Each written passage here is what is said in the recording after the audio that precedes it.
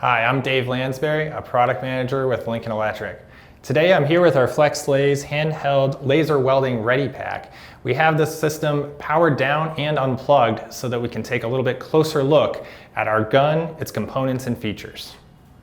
Looking at the top of our gun, you can see the access point for the installation or replacement of our protective windows.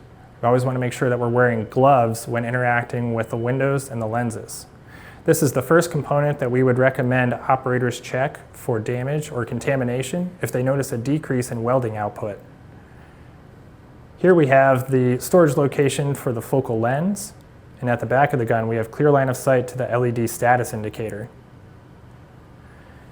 At the front of the gun we have our focal tube. This component is adjusted in length based on the material that you're welding with or if you're using a wire-fed process.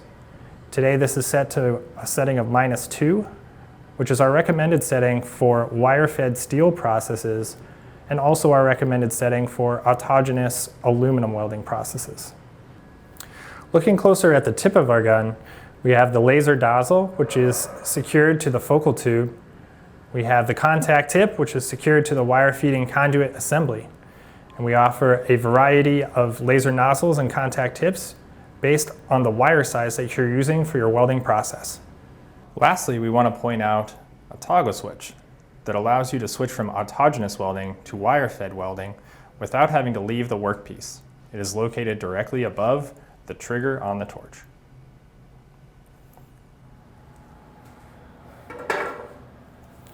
For more information about the Flex Lase Ready Pack or the handheld laser welding process, please reference the operator manual or visit lincolnelectric.com.